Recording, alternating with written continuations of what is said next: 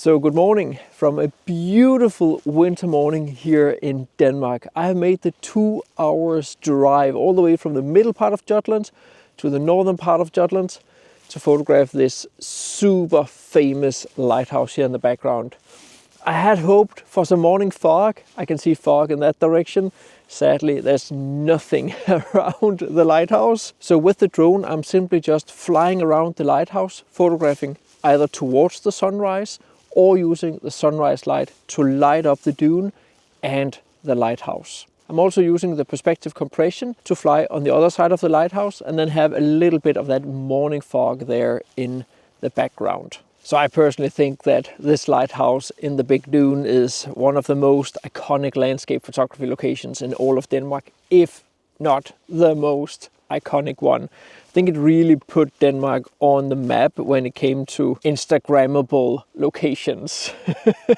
Looking in hindsight, maybe not like the best way to get known, but it's an aesthetic thing. It's quite unique. How many other places in the world do you have a lighthouse standing on top of a dune? So compositionally right now, I'm simply just working on using the lighthouse here, making it stand out. And that's quite simple actually, because I have the shadow from the dune and the rest of the dune being lit up. So I have light around, then the shadow, the ocean in the background, and then of course the lighthouse here being lit by the morning light. I also have a little bit of high clouds there in the background that gives extra interest for the sky.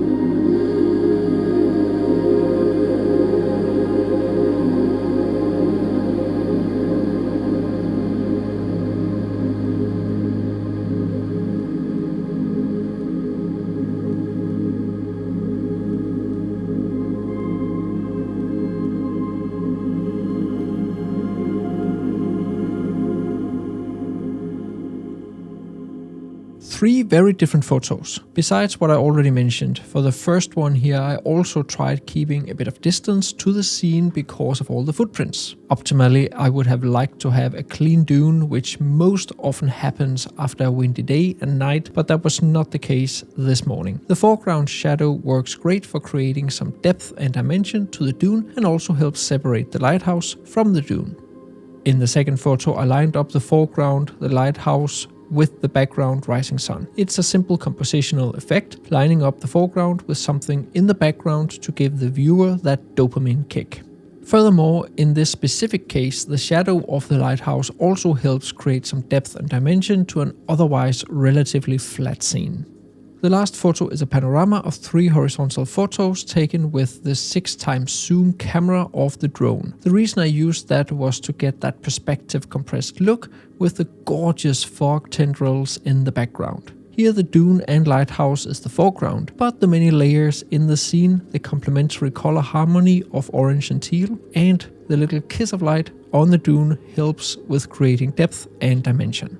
I cover all these compositional tools: balance, depth, separation, central compositions, symmetry, perspective compression, and how I use the light and color to my benefit in my eBOOKs. With minimal text, tons of examples, extended EXIF data, and a final chapter where I bring it all together. They're super easy to read, and I make sure to get to the point fast. If you're in doubt whether you want them, you can get the 3 free light versions by signing up to my newsletter. There are links to the newsletter and the full versions of the eBOOKs down in the description of the video.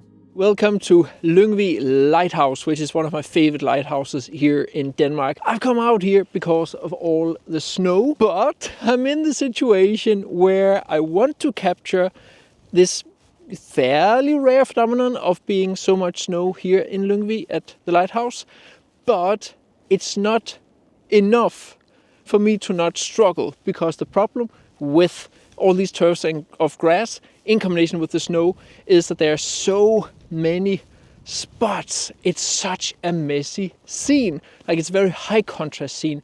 So I'm really struggling finding some good compositions. What I'm doing right now is I am getting low, and just finding some foregrounds that takes up a lot of the photo. And then I have, of course, the lighthouse in the background. I'm looking for patterns, repeating patterns. I'm looking for leading lines, and I'm looking for depth, and hopefully also a little bit of framing, but that is more the grass I can use as a frame more so than the snow. So when taking these photos, for me, it's all about reducing the amount of midground, because the midground is as busy as it is.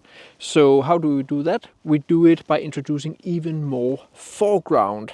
So what I'm looking for are clean foregrounds. It's a little bit easier to find a small spot in a big landscape like this that is clean and beautiful and pristine than a larger area. And then when you have that small area, you can get close to it and let that take up a larger part of your composition. So that's essentially what I'm looking for here. Just small, clean parts where I can cover up more of the midground or make the foreground larger. So right now I have put on the polarizing filter. It helps a little with the sky. And as you can see, I've taken the big tripod and I'm all the way down low. I would have liked to actually go even lower than I am right now, but it is what it is when I've brought this monster of a tripod. When I'm this low to the ground, I also have to decide whether or not I want to focus stack the photo. If I'm focus stacking, it's generally easier to focus stack if I'm on a tripod and keeps the camera still. But I can of course still do it handheld. It's just a nightmare to put together in post-processing. But for now, I'm just using these patterns here that are getting the low sun of the sunset in and creating some depth and dimension to the snow that I then use as the foreground. So I'm taking so many photos just at this location right here, really getting low and using these stripes here in the snow as the foreground. One of the things when taking so many photos is that when I go through them, I'll probably only process one, at tops two. It's better to come home with more photos than I need than less. And the thing is, it's hard for me to say exactly here in the field which one of these photos that I like the best and that I want to finish when I come back home. This one here is a good contender, I would say.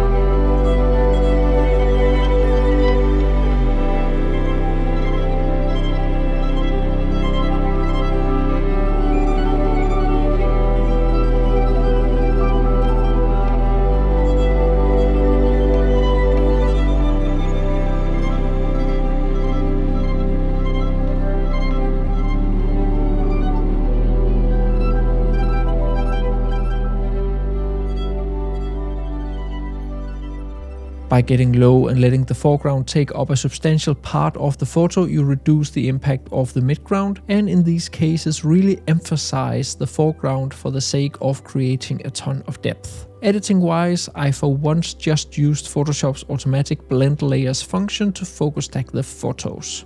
It worked out pretty well, and it's also something I cover in my huge post-processing course where I cover all my other editing techniques. You can read much more about it and get a discount upon enrolling via the link down in the description of the video. For the final photo here, I used the grass to frame the lighthouse, and as you can see, offset the lighthouse a bit from the middle because the bigger left-hand grass helps counterbalance the lighthouse and smaller right-hand grass. So good morning from a bitingly cold sky mountain here in the middle part of Jutland. It's been some years since I've been here, and it's really nice to be back. I had hoped for other conditions this morning. It predicted fog, but it turns out that it is this low cloud fog more so than it's the inversion fog. That said, it has brought a lot of hoarfrost, which is really beautiful. Not like massive hoarfrost, but enough so I can use it. So the tower here is on a hill, as you can see on my drone footage here. Now, sadly, the hill, just as you can see here on the drone footage, isn't particularly interesting. There's just too many spots still going on. Maybe with a few more snowstorms that will be covered. However, due to the hoarfrost, I considered flying over to the forest and use the trees as a foreground, and that actually works out really, really well because the top of the trees are covered in this frost layer. So I can use the trees as a foreground, and then with the drone either use the wide angle or zoom in to 70mm and then have the tower here as my subject. That also works really, really well. The view from up here is, as always, really, really pretty. However, the lake here in the background is covered with ice, and then it has some spots and it has some snow on it, and yeah, it doesn't really look that interesting. So I think for this morning, the forest will work as the foreground, and that's really the main technique that I use whenever I come to a location and there's parts of that location I don't want to show, like the spots on the hill. I simply just try to find something to cover it up with. In this case, the trees with the hoarfrost works really well.